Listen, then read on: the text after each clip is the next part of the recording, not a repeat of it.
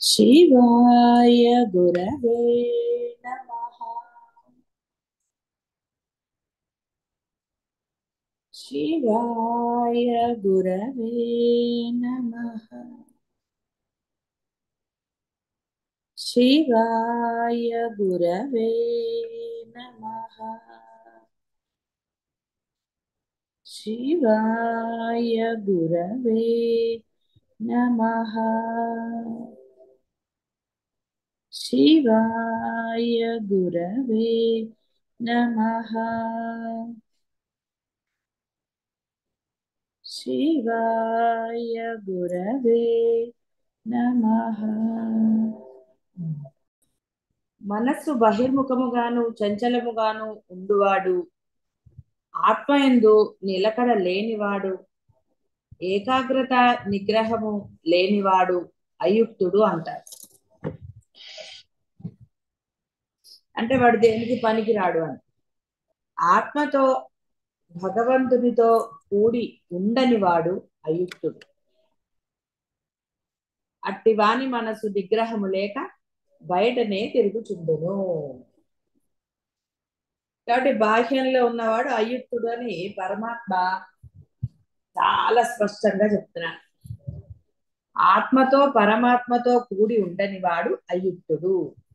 అట్టి వాని మనస్సు నిగ్రహము లేక బయటనే తిరుగుతుంది, అంటే బాహ్యంలోనే ఉంటుంది. కాబట్టి మీరు యుక్తులా అయుక్తులా అనేది మీ ఆచరణ ఎందే ఉంటుంది. ఎందుకంటే పరమాత్మే చాలా స్పష్టంగా చెప్తున్నారు. ప్రకృతి గుణములు కలవాడు ప్రాకృతుడు, సంస్కారము లేనివాడు పామరుడు. ప్రతివాడు తన ఎందలి ప్రకృతి గుణములను తొలగించుకొని అప్రాకృతుడుగా దైవస్వరూపుడుగా మారాలి. కాబట్టి బోధ జరిగినది.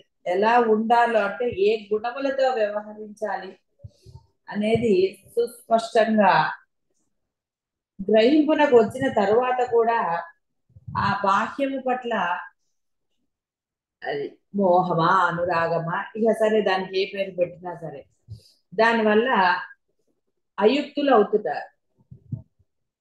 అంటే పొందవలసిన దానిని ఏదైతే అయి ఉన్నారో దానిగా మీరు భాషించటం లేదు. ఏదైతే అయి ఉన్నారో దానిగా భాషించటం అసలైనది. మీ పేరుతో పిలిస్తే మీకు ఆనందం, ఎవరి పేరుతో పిలిస్తే మీకు ఆనందం ఉంటుందా? ఎవరితోనో లేదండి. పోల్చినప్పుడు మీరు ఆనందంగా ఉండలేరు. మిమ్మల్ని వేరే వాళ్ళతో పోల్చినప్పుడు మీకు ఆనందం ఉండదు. అలాగే వేరే పేరుతో. మరి మీరు సాక్షాత్ పరబ్రహ్మ స్వరూపమే అని తెలిసిన తర్వాత, తెలియనప్పుడు మీరు ఏవో పేర్లు పెట్టుకున్నారు. తెలియదు కాబట్టి ఆ పేరుతో వ్యవహారము ఆనందము సుఖమో దుఃఖమో అన్ని జరిగాయి. కానీ ఇప్పుడు మీ అసలు పేరేమిటో మీ యొక్క వ్యవహారము అన్ని మీకు సమస్తము బోధ జరిగింది. మరి ఇంత తెలిసి ఇప్పుడు అసలు పేరుతో వ్యవహారం చెయ్యాలి, అసలు పేరుతో పిలిపించుకోవాలన్న తాపత్రయం ఉండాలి. కానీ ఇంకా ఆ దొంగ పేరుతోటే వ్యవహారం జరుగుతుంది. అంటే తన్మయత్వం అనంటే ఏదైనా అనండి దాన్ని, ఇంకా దానితోనే వ్యవహారం జరుగుతుంది. అంటే అది అయుక్తత అన్నారు. అయుక్తుడు వాడు అలాంటి వాడు అని చాలా స్పష్టంగా చెప్పారు.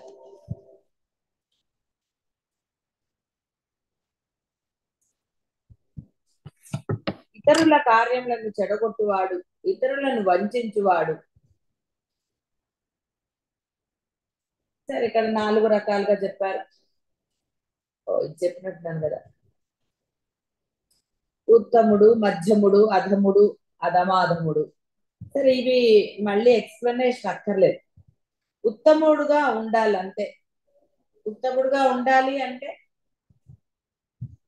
అది తెలియని విషయం ఏమి కాదు.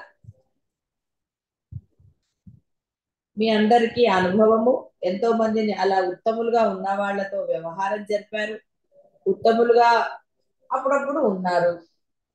కాబట్టి ఎప్పుడు అంటే ఆ ఉత్తమత అనేది సహజ లక్షణంగా ఉంచుకోవచ్చు, అదేం పెద్ద కష్టమైన వ్యవహారం కాదు.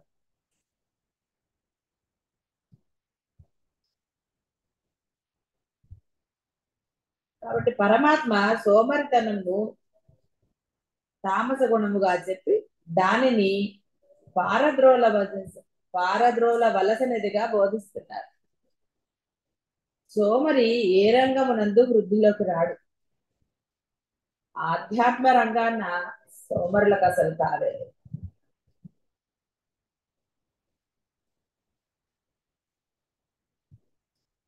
సోమరిగా ఉండేవాడు పోస్ట్ పోన్ చేస్తూ ఉంటాడు, సాధనలు కానివ్వండి, ఆచరణ కానివ్వండి. రేపటి నుంచి చేద్దాంలే, ఫంక్షన్లు అయ్యాక చేద్దాం, ఇప్పుడు నాకు బోల్డ్ పనులు ఉన్నాయి, ఈ పనులు అయ్యాక చేద్దాం, లేదా పిల్లలు పెద్ద అయ్యాక చేద్దాం, ఇలా రకరకాలుగా. అది సోమరితనం. అంటే ఏది అప్పటికప్పుడు చేయరు పనులు. ఇక్కడ ఇప్పుడు ఈ పని ఉన్నది, ఈ పని చేసేయాలి. ఎందుకు దానిని తర్వాత తర్వాత అని పోస్ట్ పోన్ చేయటం? ఆ పోస్ట్ పోన్మెంటే సోమరితనము, అలసత్వము, తామస గుణము ఇలాంటివి.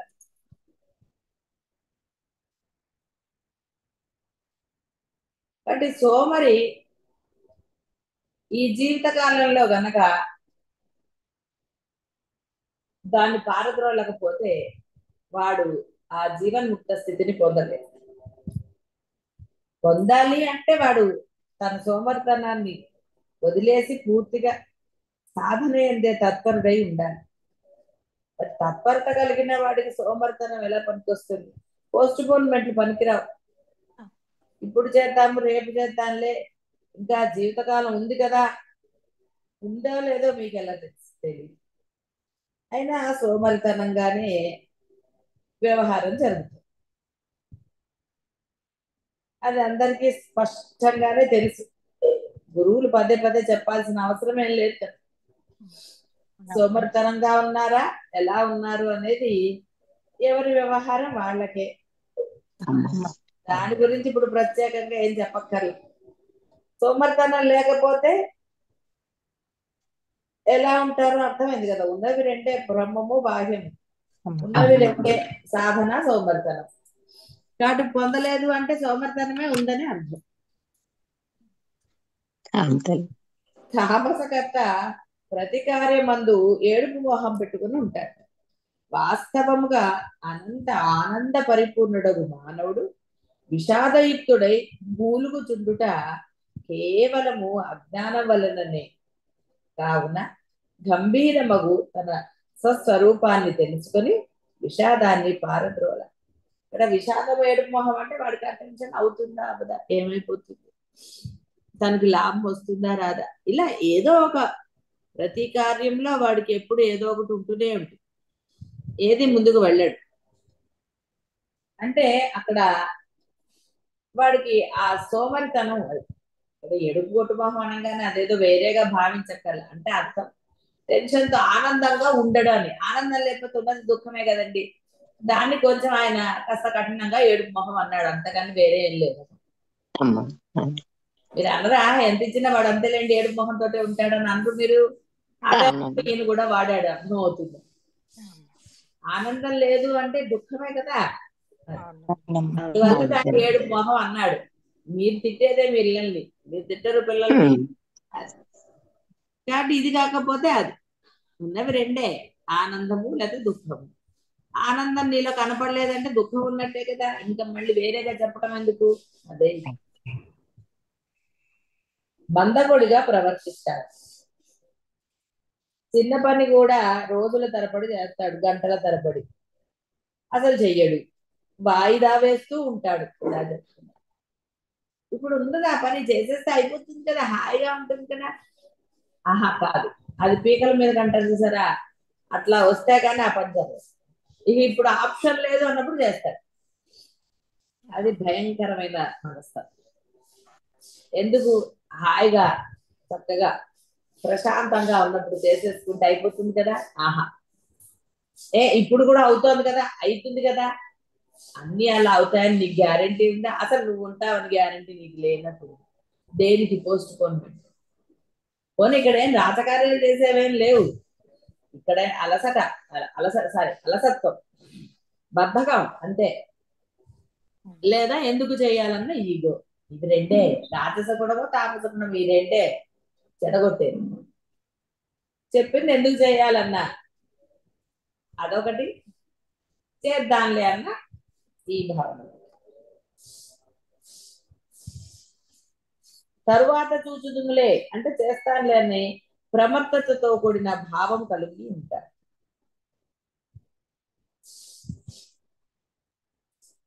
మహాభారతంలో శాంతి పర్వంలో భీష్ముడు ధర్మరాజుకు చెప్పాడు 3 చేపల గురించి. దీర్ఘదర్శి, ప్రాప్త కాలజ్ఞుడు, దీర్ఘసూత్రి.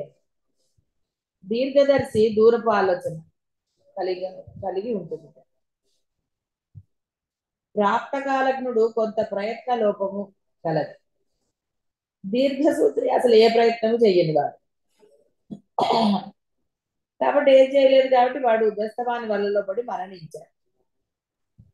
ఆ దూరపు ఆలోచన కలిగి ముందు జాగ్రత్తగా అన్ని ఉంటారు. అంటే అర్థం ఏంటి, ఎప్పుడు పని అప్పుడు చేసుకుని ఉంటారు. దానివల్ల ప్రయోజనమా ఇంకోటని కాదు, అది పని అప్పుడు చేసేసుకుంటారు. సమయం ఉంది, ఉత్సాహం ఉంది, అన్ని ఉన్నాయి. ఇక్కడ ఇవన్నీ చేపల గురించి అంటే మీ గురించే. దీర్ఘసూత్రి అన్నప్పుడు ఇంకా ఆయుష్ ఉందనో ఇంకోటి ఉందనో ఆలోచించని ఇది లేకుండా ఇప్పుడు తెలియబడింది కాబట్టి నేను ఇప్పుడు దీన్ని పొందేస్తాను అని ముందు చూపుతో వాడు, అంటే ముందు చూపు అంటే ఆ ముందర కాలం అంతా నేను ఆనందంగానే గడపగలుగుతాను అని వాడు సాధన చేసేసి ఆనందంగా ఉంటాడు. ఎందుకంటే వాడికి తెలిసింది ఏం చేయాలి ఏం చేయకూడదు, తెలిసింది తానేమిటో తెలిసింది కాబట్టి ఇక తాత్సారం చెయ్యడు. కాబట్టి అది మొదటి. ప్రాప్త కాలజ్ఞుడు కొంత ప్రయత్న లోపం కలదు. అంటే అది ఎవరికి వర్తిస్తుందో మీరు తెలుసుకోండి. ప్రయత్నం ఉన్నది లేదండి, కానీ సరి అయిన ప్రయత్నం లేదు, అదే ప్రయత్న లోపం. అదెవరో అర్థమైంది అనుకుంటా మీ అందరికీ. వాడికి అసలు బెస్తవాడి వల్ల వాడి మరణించింది అంటే అర్థము వృద్ధా కాలయాపన చేసి మళ్ళీ జనన మరణాలు పొందటమే. ఎందుకంటే అటు ప్రయత్నము లేదు, అసలు ముందు చూపు లేదు, ఏది లేదు. అదే ముందు చూపు ఏంటి, ఆయుష్ అయిపోతుంది, ఇంకా శరీరం నా మాట వినొచ్చు వినకపోవచ్చు, అసలు నేను ఉంటానో ఉండనో నాకు తెలియదు కదా, ఎందుకు నేను సమయాన్ని వృధా చెయ్యాలి, తెలిసిన తర్వాత దాని అందే దృష్టి పెట్టి మొదట దానిని పొందాలి. ఎందుకంటే పరమ శ్రేయస్సును కలగజేసేది అదే కాబట్టి నేను దానిని పొంది తీరాలి అని దృఢ సంకల్పంతో చేసి దాని యందు సిద్ధి పొందిన వాళ్లే అసలైన వాడు. ఉత్తముడు మధ్యముడు అధముడుగా. ఉత్తముడు సమయాన్ని వృధా చెయ్యడు, అనవసరమైన కాలయాపనలు చెయ్యడు. చూడండి బాహ్యంలో జాగరూకతతో ఉంటారు కదా చాలా విషయాలు. అమ్మో మళ్ళీ ఎట్లా ఆఫర్ అయిపోతే ఎట్లా, చేయకపోతే ఎట్లా, మళ్ళీ ఆకలిస్తుంది తినాలి కదా, ఇలా రకరకాలుగా ప్రాముఖ్యతలు ఇస్తారు. ఓపిక ఉన్నా లేకపోయినా ఫంక్షన్లు మానేస్తారు, దైవ పూజ మానేస్తారు, ఇలా ఎన్నో. ఇవన్నీ మీ అందరికీ అనుభవాలే, ఎవరికి అనుభవం లేదు అనడానికి లేదు. ఇలా ఎన్నో మానేస్తారు, ఎన్నో ఇచ్చేస్తారు. బాహ్యంలో మీకు ఇష్టమైందనండి, మీకు ఇష్టమైన వాళ్ళ కోసం అనండి, ఏదైనా సరే, కానీ మీకు పరమ శ్రేయస్సును కలుగజేసి సర్వకాల సర్వావస్థల యందు మిమ్మల్ని ఆనందంగా ఉంచే సాధన విషయంలో మటుకు ప్రాప్త కాలజ్ఞుల్లాగా ఉంటుంది, ఒకనొకతో దీర్ఘసూత్రిలాగా. కాబట్టి ఇక్కడ దీర్ఘదర్శి, సారీ మొదటిది దీర్ఘదర్శి, ప్రాప్త కాలంలో దీర్ఘసూత్రి 3. కాబట్టి దీర్ఘదర్శి లాగా ఉండి సమయంని సద్వినియోగం చేసుకుని, అందరికీ తెలిసినదే తర్వాత కాలం ఎలా ఉంటుందో అసలు కాలం అంటూ మీకు ఉంటుందా లేదా, చేయగలుగుతారా లేదా? ఒక్కొక్కళ్ళు మీ జీవితాన్నే పరిశీలించుకోండి. మీరు ఎటువైపు వెళుతున్నారు? ఇదో పరమాత్మ మార్గంలో ప్రయాణిస్తున్నారా, మళ్ళీ వెనక్కి వచ్చి లౌకికంలో పడ్డారా? అది ఎవరికి వారు చూసుకోండి. మీ ప్రయాణం ఎటు సాగుతోంది? ఈ యొక్క ప్రాప్త కాలజ్ఞం అనేది మటుకు కూడని ఉంటే ఆ దీర్ఘదర్శి లాగానే ఉండాలి. ఎందుకంటే ప్రాప్త కాలజ్ఞుడు కూడా మరణిస్తాడు, మరలా జన్మ తప్పదు. ఒక్క దీర్ఘదర్శి మాత్రమే మరణించడు. మరి ఆ విధంగా ఉండాలి తప్ప మరలా మరణాన్ని, జనన మరణాలు పొందడం వల్ల ఉపయోగం ఏమిటి? ఇంత బోధనండి, పరమ సత్యము, పరమ శ్రేయస్సును కలుగజేసేది తెలుసుకుని మార్గంలో ప్రయాణిస్తూ మరలా ఏదో గుర్తొచ్చి వెనక్కి వస్తే మటుకు బస్సువాడు దింపేస్తాడు, కానీ వెనక్కి వస్తాడా? మీ ఇంటికి రాడు. అలా చేస్తున్నారు, బస్సు మిస్ చేస్తుంది, సమయాన్ని అలా వృధా చేసుకుంటున్నారు. మరలా బాహ్యంలోనే ప్రయాణం చేస్తున్నారు. ఆ బాహ్యం ఏమీ కాదురా, అదంతా పరమాత్మ నిర్ణయమే.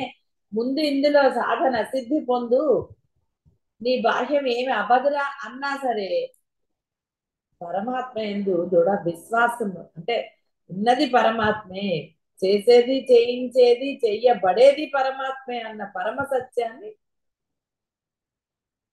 నమ్మలేదా, విస్మరించారా? అది ఎవరిది వాళ్ళది. లేదండి మాకు పరమ నమ్మకం కాదు, మీరు అలా అంటే అది వాచా వేదాంతం. ఎందుకంటే ప్రయత్నము అనితరంగా సాగటం లేదు కాబట్టి అది మీరు కేవలం వాచా వేదాంతంగా చెప్పింది. ఏమంటే అది ప్రయత్నము ఇలా చేస్తున్నామంటే అది అవ్వదు. సమయం ఉంది అనుకుంటున్నారు మీరు, కాబట్టి ఉందో లేదో అనేది తెలియకుండా ఉంది అని మీరు నిర్ణయం ఎలా తీసుకుంటారు? విఘ్నుడు అవకాశాన్ని అందిపుచ్చుకుంటాడు, అవకాశాన్ని సద్వినియోగం చేసుకుంటాడు. అది విఘ్నత, అది జ్ఞానం. అలా కాకుండా సమయాన్ని ఉంది అనుకుంటూ ప్రయత్న లోపంతో ఉండే వాళ్ళకి అది సమయం వృధానే, జీవితం వృధానే. ఎందుకంటే వాడికి ఆనందంగా లేడన్న సంగతి వాడికి కూడా తెలుసు. కాబట్టి దీర్ఘదర్శికి మాత్రమే ఆనందం లభిస్తుంది. రోజువారైనా ఈ పనులు చేయాలన్నప్పుడు ఆ పనులు చేసేసుకుంటే వాడు ప్రశాంతంగా కూర్చుంటాడు. ప్రశాంతతే ఆనందం, ఏ దిగులు ఉండదు. అలా కాకుండా ఆ చేద్దాంలే కంగారేముంది సాయంత్రం వరకు అని అనుకుంటే ప్రతిరోజు సాయంత్రం వరకు ఒకేలాగా ఉంటుందా? ఉండదు. అయితే లేదండి వారం నుంచి అలాగే ఉంది, పెద్ద చేంజ్ లేదు అని మీరు అనుకుంటే వారం తర్వాత ఎట్లుంటుందో మీరు చెప్పగలరా? ఏది చెప్పలేరు. కానీ చూడండి, ఏదైతే అన్సర్టనిటీయో దాని మీద మీకు ప్రగాఢమైన విశ్వాసం అనండి, ఆ యొక్క దృఢ సంకల్పం. అన్సర్టనిటీ మీద ఇది, ఏదైతే అసలైనదో దాని యందు లేదు, అదే ఇక్కడ. కాబట్టి దీర్ఘసూత్రత్వాన్ని, అలసత్వాన్ని, సోమరితనాన్ని ముముక్షువులు దరికి చేర్చరాదు. అమూల్యమగు మానవ జన్మను పొంది భగవత్ప్రాప్తికై ప్రయత్నింపక సోమరిగా కాలం గడుపుట మహాప్రమాదకరం. మనోనిగ్రహము, చిత్త ఏకాగ్రత లేనివాడు పామరుడు, మొద్దు, వినయము లేనివాడు, మోసగాడు, ఇతరుల కార్యములను చెడగొట్టువాడు, సోమరి, ఎల్లప్పుడూ ఏదియో చింతతో దుఃఖముతో కూడి ఉండువాడు, పనులు తెమల్చక దీర్ఘకాలము కొనసాగించువాడు తామసకర్త అనబడును. బుద్ధి యొక్క, ధైర్యం యొక్క భేదమును గుణములను బట్టి మూడు విధములుగా వేరువేరుగా పరమాత్మ చెప్తున్నారు. ఓ అర్జున విను అని చెప్తున్నారు. మళ్ళీ సాత్విక బుద్ధి ఇవన్నీ చెప్తున్నారు ఆయన. ఏ బుద్ధి ధర్మం అందు ప్రవృత్తి మార్గము కర్మ మార్గమును, అధర్మము నుండి నివృత్తిని, చేయదగు దానిని చేయదగని దానిని భయమును అభయమును బంధమును మోక్షమును తెలుసుకొనుచున్నదో అట్టి బుద్ధి సాత్వికం. ఇక్కడ కేవలం తెలుసుకొనటం వరకే చెప్తున్నారు. తెలుసుకొనటం అది తెలియాలి ముందు. అసలు ఏది మంచి ఏదో చెడు తెలియాలి కదా ఒక పని చేయాలి అంటే. ఆఫర్ అంటే తెలిస్తే కదండి వెళ్తారు. ఆఫర్ తెలియకుండా ఎలా వెళ్తారు? సో మీకు ఇప్పుడు ఆఫర్ తెలిసింది, అది తెలిసింది కాబట్టి కొంచెం సాత్విక బుద్ధి ఉందని అర్థం. కాబట్టి సాత్విక బుద్ధితో తృప్తి పడిపోతే సరిపోతుందా? సాత్విక బుద్ధి మంచి చెడ్డలు రెండింటిని గురించి తెలుసుకొని మంచిని గ్రహించి చెడ్డని వదిలివేస్తూ ఉంటుంది. అలాగే బంధము మోక్షము రెండింటినీ తెలుసుకుని బంధమును పరిత్యజించి మోక్షమును గురించి ప్రయత్నిస్తుంది. అదే విధముగా భయరూపమగు ఈ దృశ్య సంసార స్థితిని చూచి దాని ఎడల విరక్తి కలిగి అభయరూపమగు నిత్యానంద పరమాత్మనే ఆశ్రయించి తరిస్తుంది. అట్టి సాత్విక బుద్ధియే ఉత్తమోత్తమైనది. అంటే అలా వదిలేసి అలా ఉండేదే, అంతేగాని ఇదా అదా ఇదా అదా కాసేపు బాహ్యము కాసేపు ఇది అంటే కాదు అని చెప్తున్నారు. కాబట్టి అట్టి బుద్ధి తమకు కలదా అని ప్రతివారు యోచించుకొని పరమాత్మ దృష్టిలో బుద్ధిమంతులై వర్తించుటకు ప్రయత్నించాలి. కాబట్టి ఈ లక్షణాలు గల బుద్ధి లేనిచో ఎంతటి పాండిత్యము లౌకిక ప్రజ్ఞ ధనము ఉన్నప్పటికీ జనులు బుద్ధి కొరవడిన వారంటే ఇందాక చెప్పినట్టుగా అయుక్తులు, వేస్ట్ ఫెలోస్ అన్నమాట. అయుక్తులు అంటే ఏం లేదండి, ఇంగ్లీష్ లో వేస్ట్ ఫెలోస్ అని అర్థం. ఇది బాగా అర్థం అవుతుంది వేస్ట్ ఫెలోస్ అంటే వాళ్ళు వేస్ట్ ఫెలోస్ అని అర్థం. నేనేమనలేదు, పరమాత్మ. ఏ బుద్ధి చేత మనుజుడు ధర్మాన్ని అధర్మాన్ని చెయ్యదగిన దానిని చెయ్యరాని దానిని ఉన్నది ఉన్నట్లు కాక మరి ఒక విధముగా తెలుసుకొనుచున్నాడో ఆ బుద్ధి రాజస బుద్ధి. అంటే అర్థం ఏంటంటే నేను అనుకున్నదే కరెక్ట్, అది కాదంటాడు. తాను అనుకున్నదే కరెక్ట్, వేరేగా అనుకుంటాడు.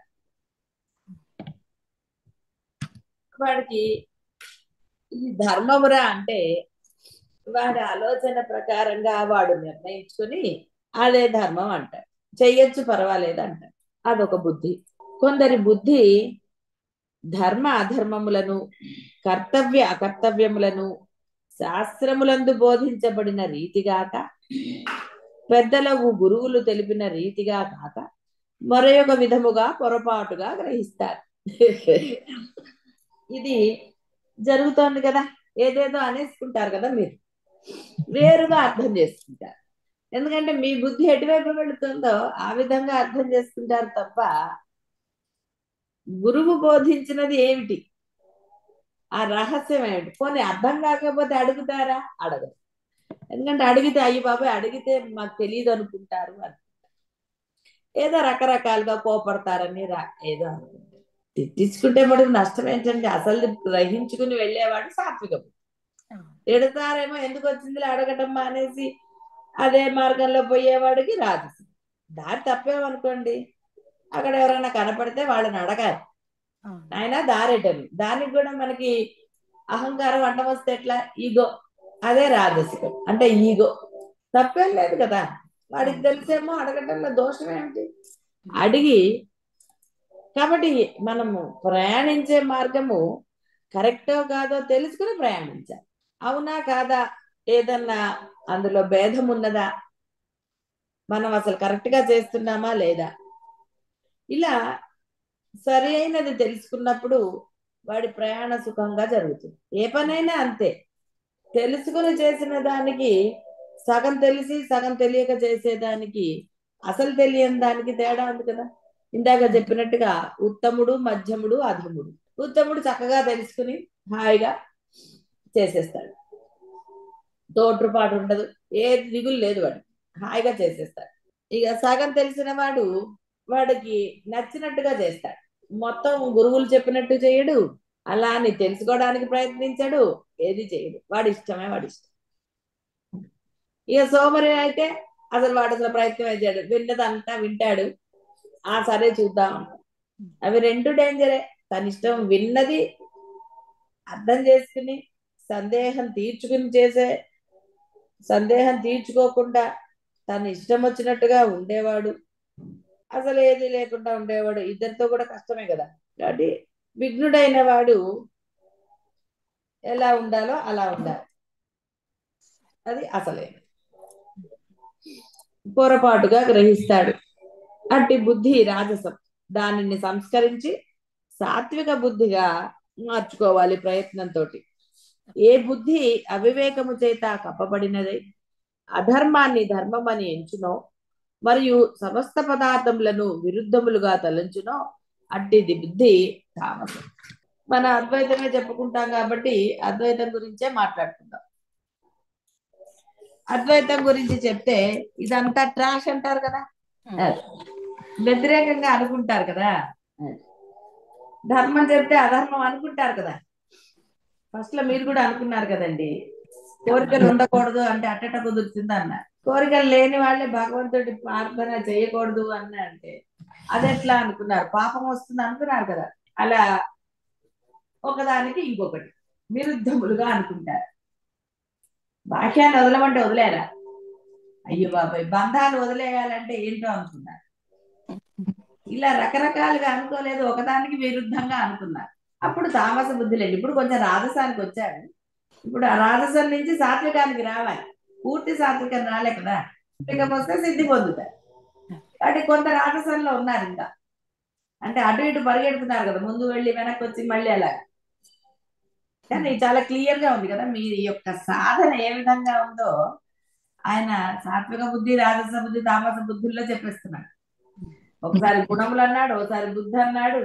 ఇలా రకరకాలుగా మీకు చెప్పాడు కదా. వాటికి అర్థమై ఉండ. చూడండి, సుత్తి దెబ్బలు తగిలి తగిలి తగిలాక వేడి మీద చివరి దెబ్బకి అది వంగుతుంది.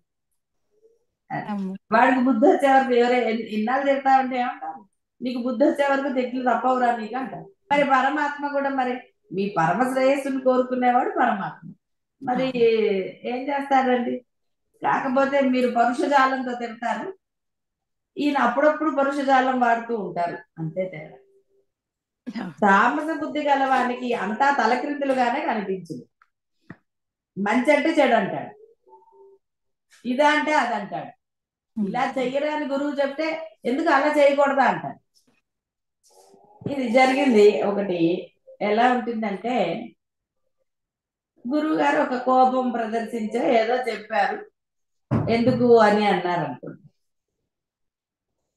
ఒకసారి 2 సార్లు అడుగుతారు ఏదన్నా, ఏమనేసుకుంటారు వాళ్ళకి వాళ్ళు, అది మాకు గురువులు వేసిన శిక్ష అనుకుంటారు. చూసారా, తలకిందులుగా అనుకుంటారు. నువ్వు బాగుపడ్డానికి గురువు మార్గం చూపిస్తే నువ్వు 1కి 2 సార్లు కాకపోతే 4 సార్లు అడగడానికి నీకు ఈగో ఆటం వచ్చిందా ఏదైనా సరే. ఆహా గురువు గారు ఆ పని అంటే మీరు అడగగానే గురువు చేయలేదు. అక్కడ చూడండి విచిత్రం. గురువు చెప్పింది మీరు వెంటనే చేయటం కాదు, మీరు అడిగినా గురువు చేయలేదు అంటే అర్థం అది మీకు శిక్ష అనుకుని నోరు మూసుకుని కూర్చుంటారు. అది ఏ బుద్ధి అన్నారు మరి దాన్ని, అలా అనుకుంటారు ఎవరన్నా. మరి అలా అనుకున్నారు అనుకోండి, అన్ని గురువు గారు శిక్ష వేశారులేని ఇప్పుడు నేను కూడా బోధ మానేస్తాను. ఎక్కడ తామస గుణం ఉందో అక్కడ వ్యతిరేకంగా అనుకుంటారు. శిక్ష అనుకుంటే బాగుపడడానికి శిక్ష వేస్తారా, దూరంగా ఉంచడానికి శిక్ష వేస్తారా? అది గురువుని అడగడానికి అహంకారం. అది ఏదైనా కావచ్చు, రాజస గుణమా, ఇంకో గుణమా, తామస గుణమా. ఉన్నవి 3 గుణాలే చెప్పాడు ఆయన. సాత్విగా ఉన్నవాడైతే తనకి ఇదే వరకు గురువుని ప్రాధాయపడుతూనే ఉంటాడు. లేనివాడికే రాజస గుణము, తామస గుణం. ఆ రాజస తామస గుణాలే అన్ని వ్యతిరేకంగా అనుకుంటాడు, విరుద్ధములుగా అనుకుంటాడు. అంటే తనకి తాను సమర్థించుకుంటూ ఉంటాడు. ఇది నాకేసిన శిక్షలే, ఏం పర్వాలేదు అనుకుంటాడు. వాళ్ళే ఆ పర్వాలేదు అనుకున్నప్పుడు గురువుకి ఏమిటండి, వృధా కంఠక్షోభ. కాబట్టి ఇక్కడ అంటే ఆ టాపిక్ వచ్చింది కాదు, అంటే అప్పుడైనా బుర్రలో ఏమైనా మార్పులు వస్తాయండి. ఎందుకంటే గురువు అన్నప్పుడే వాళ్ళకి ఓహో అనుకుంటారు. మళ్ళీ 2 సార్లు వాళ్ళ దోషం ఉందా పాపం చెప్పండి, 2 సార్లు అడిగారు. గురువు చెయ్యాలి కదా మరి. గురువు 100 సార్లు కాదు 1,00,000 సార్లు చెప్పినా మీరు చెయ్యండి, అది పర్వాలేదు. కానీ మీరు ఏదైనా చెప్తే అడిగితే వెంటనే గురువు దాన్ని యాక్సెప్ట్ చేయాలి. చేయకపోతే బాధ్యత. గురువుకి తామస గుణము రాజస గుణము అన్ని గుణాలు ఉన్నట్టు. అలా అంటలేదండి, గురువుని ఏమి అంటలేదు. కాకపోతే సమర్థించుకుంటున్నారు. ఎందుకంటే అడగడానికి, గురువుల దగ్గర అడగడానికి కూడా మరి రాజస గుణము అహంకారము, నేనేమన్నాను వాడికి, నేను పేర్లు పెట్టను. అందుకని ఏం చేస్తున్నారంటే వాటికి ఇది మా శిక్ష అంటున్నారు. అనుకోని ఇంటి శిక్ష జీవితకాలం ఉంటే ఏం చేస్తారు అప్పుడు? మీరు బాగుపడ్డానికి గురువుని ఆశ్రయించారా? శిక్షలు అనుభవించడానికి వచ్చారా గురువుల దగ్గరికి? అనుభవించడానికి గురువు అక్కర్లా. బాహ్యంలో మీ బాధలన్నీ మీకు శిక్షలు కాదా? జరిగిన మరి బుర్ర ఎందుకు అట్లా ఆలోచిస్తుందో అంటే ఎలాంటి బుద్ధులు మీకు ఇంకా ఉంటున్నాయో ఆలోచించు. మళ్ళీ ఇప్పుడు గురువు అంటేనే మళ్ళీ మనలో చలనం వస్తుంది. ఆ చలనం ఎన్ని రోజులు ఉంటుందో తెలియదు. ఏమిటో మరి అది అర్థమే కావటం లేదు. చిన్నపిల్లలు కాదు, బోధ జరగలేదు అంటే బోధ జరిగింది. ఎలా ఉండాలో ఎలా ఉండకూడదో తెలుసు, సాధన చెయ్యాలని తెలుసు, అన్నీ తెలుసు. కానీ ఏం చెయ్యం, మనకి ఇష్టమైందే చేస్తాం, అన్ని తలకిందులుగా చేస్తాం. ఇప్పుడు చెప్పింది అదే. తామస బుద్ధి గలవానికి అంతా తలకిందులుగానే ఉంటుంది, అన్ని విరుద్ధములుగానే తలుస్తాడు. వికారమైన అద్దములో ముఖము వికృతముగా కనిపించినట్లు, నీటిలో ప్రతిబింబము తలక్రిందులుగా భాషించినట్లు, తామస బుద్ధి యుతునకు అంతయు విపరీతముగానే తోస్తుంది. సర్వార్థాన్ అని చెప్పినందువలన ఒక విషయము కాదని నిత్య జీవితంలో కూడా ప్రతి విషయం అతనికి విరుద్ధముగా కనిపిస్తుంది. దీనికి అంతటికీ కారణం ఆ బుద్ధి అవిద్యచే, అజ్ఞానముచే, అవివేకముచే కప్పబడుటయే కాదు. కళ్ళు త్రాగిన వానికి లోకము తిరుగుతున్నట్లు గోచరించు విధమున మాయామోహ మదిరాపానముచే మదిరపానముచే మత్తుడై ఉన్న అజ్ఞానికి జగత్తంతయు వాస్తవముగా గోచరం. తాగిన వాడికి కళ్ళు తిరుగుతూ ఉంటాయంటారు లేదా అంటారు కదా, తాగిన వాళ్ళకి తెలుస్తుంది. కాబట్టి వాడికి అన్ని వ్యతిరేకంగానే, అంటే తన్ని తాను సమర్థించుకుంటాడండి. ఇంత గోలెందుకు, అంతే కరెక్ట్ అనుకుంటాడు. తాను ఎలా చేస్తాడో అదే కరెక్ట్. ఎందుకంటే వాడికి అజ్ఞానం, ఇది సమర్థింపు. ఎందుకంటే అజ్ఞానం అని వాడిని సమర్థించటం కాదు, అది వాడు తన్ని తాను అలా సమర్థించుకుంటున్నాడు. అది అజ్ఞానము, అవివేకము, మూర్ఖత్వం అని వాడు గ్రహించటం లేదు. తనని తాను వాడు పర్వాలేదులే అనుకుంటున్నాడు. ఇక వాడే పర్వాలేదు అనుకుంటే వాడి బుద్ధి సాత్వికానికి ఎప్పుడు రావాలి, సాత్వికానికి నుంచి విశుద్ధ సాత్వికానికి ఎప్పుడు వెళ్తుంది. లేని దేహము జగత్తు వారికి ఉన్నట్లుగా కనపడుతుంది, ఉన్న ఆత్మ లేనట్టు. ఎందుకంటే ఉన్న ఆత్మ లేనట్టుగా ఉంటేనే వాడు బాహ్యంలో తిరుగుతాడు. నిజంగా ఉన్నది ఆత్మే వాడు తెలుసుకుంటే బాహ్యంలో ఎందుకు చరిస్తాడండి? ప్రయత్నపూర్వకంగా ఆత్మగా భాసిల్లుతాడు. దుఃఖభూయిష్టములైన విషయభోగములు వారికి సుఖముగా అనిపిస్తాయి. చూసారా, హాయిగా రికార్డింగ్ చేయక్కర్లేదు కాబట్టి ఏమనుకుంటారండి, శిక్ష అనుకుని మానేస్తారు. ఎంత ఆనందం అండి. ఎందుకు చెప్పబడింది అన్నది గ్రహించలేదు, సొంత నిర్ణయాలు తీసుకుని మానేస్తారు, రికార్డింగ్లు చెయ్యరు, వాళ్ళకి వాళ్ళు ఏదో అనేసుకుంటారు. ఇలా రకరకాలుగా, కేవలం నేను రికార్డింగ్ గురించే చెప్పాను, మీ ప్రయత్నాలు కూడా ఈ విధంగా సొంత నిర్ణయాలు తీసుకుంటారు.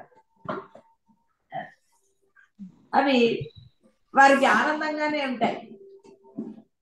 గురువులు హెచ్చరించినా సరే, చెప్పా కదా, మళ్ళీ అలాంటివే జరుగుతూ ఉంటాయి. దుఃఖం భూయిష్టములకు విషయభోగములు. ఆ విషయభోగములు ఏంటి? ఇంకో భాష నేర్చుకోవటం, దాని ఎందుకండి?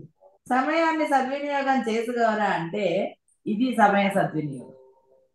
మళ్ళీ దాన్ని గొప్పగా చెప్పడం, ఇక బాహ్యంలో చెప్పక్కర్లేదు. ఎన్నో పిల్లల కోసం అనండి, బంధముల కోసం ఎన్నో చేస్తారు, కష్టపడి చేస్తారు.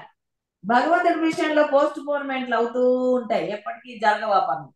అదే బంధములకు చూడండి, వెంటనే జరుగుతూ ఉంటాయి. ఎందుకంటే బంధము అది, పరమాత్మ బంధం కాదు కాబట్టి పరమాత్మ పనులు పోస్ట్ పోన్లు అవుతూ ఉంటాయి. పరమానందదాయకమగు ఆత్మ వారికి రుచించదు. ఎలా రుచిస్తుందండి? బాహ్యంలో అక్కడ నచ్చినప్పుడు భగవంతుడు ఎలా నచ్చుతాడు? నచ్చదు. రక్తమయమగు క్షణిక దేహమందు వారు సౌందర్య బుద్ధి కలిగి ఉంటారు. కాబట్టి ఈ దేహం అందు, ఇక్కడ దేహం అంటే కేవలం తలదేహం అనే కాదు, పిల్లలు, బంధాలు ఇవన్నీ ఉన్నాయి కదా. బంధములు, వస్తువులు అంటే ఇల్లు, ధనము, నగలు, ఇలా రకరకాల వాటి యందు ఇష్టం కలిగి ఉంటారు. ఆ ఇష్టమైనప్పుడే పరమాత్మను వదులుతారు.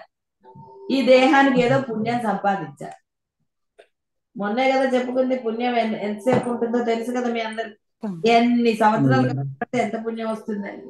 సాధారణంగా ఎప్పుడు మంచిగా ఉండరా అంటే ఏదో అప్పుడప్పుడు కొన్ని మంచి పనులు చేసి అమ్మయ్యా నాకు పుణ్యం వచ్చేసిందని ఎలా అంటారు. అందుకని పరమాత్మ చెప్తున్నాడు అదే, రక్తమాంసమయమగు క్షణిక దేహమందు వారు సౌందర్య బుద్ధిని కలిగి ఉంటారు. సచ్చిత్ ఆనందకరమగు శాశ్వత పరమాత్మయందు హేయ బుద్ధి కలిగి ఉంటారు. హేయ బుద్ధి అంటే ఇక నేను చెప్పక్కర్లేదు, హేయము అంటే అందరికీ తెలిసిందే. వెయ్యేల ధర్మాన్ని అధర్మం అనుకుంటారు. సాధన ఎందుకు చెప్పబడింది? సాధనకి ఇన్ని మార్గాలు గురువు చెప్పారు. ఒక్కొక్క మార్గం మిమ్మల్ని దగ్గర తీసుకెళ్తుందిరా, ఇలా చెయ్యండి, ఆ బాహ్య ప్రపంచంలో అదంతా చేయకండి అన్ని చెప్తే నచ్చలేదు కదా. ధర్మం అధర్మముగా తోచు. అదే మరి ఇది చేస్తే నువ్వు తొందరగా పొందుతావురా అంటే అది చెయ్యకపోతే మరి ఏమవుతుందండి? అధర్మం కాదా? ఇవన్నీ ధర్మాలైనా ఆలోచించండి. ధర్మంగానే ఉన్నారా? ధర్మంగా ఉంటే సాధన అత్యంత సులభం. సాధనకు అసలు ఏ అడ్డు లేదు. దీనికి అంతటికి కారణము అవివేకము అని సరిపుచ్చుకుంటే సరిపోదు. ఆ లోపం ఏమిటో తెలుసుకోవాలి. మీరు ఆచరణ ఎలా చేస్తున్నారో మీకు తెలియాలి. కావున ఏ బుద్ధి యందు ఆ అవివేకం అంటే అవిద్య, తమస్సు కాపరముండునో ఆ బుద్ధి మహానికృష్టం అని చెప్తున్నాడు పరమాత్మ. ఎందువల్ల? మళ్ళీ నికృష్ట జన్మలు పొందుతారు కాబట్టి, మళ్ళీ జనన మరణాలు పొందుతారు కాబట్టి కదా ఆయన చెప్పేది. లేకపోతే ఆయనకు మటుకు ఏం అవసరం అండి మిమ్మల్ని తిట్టాల్సిన అవసరం. చివరికి వచ్చినప్పుడు తిట్టకపోతే ఎట్లా? అందుకని మొన్న నికృష్ట జన్మలని అన్నాడు. ఇప్పుడు ఏ బుద్ధి అయితే ఇంకా మార్పు చెందకుండా ఇంకా తామస గుణాలతో తిరుగుతోందో, రాజస గుణముల యందు వర్తిస్తోందో అది మహానికృష్టమైనది అన్నారు. నేనేమన్నా మీరు కావాలంటే భగవద్గీత చూసుకోవచ్చు.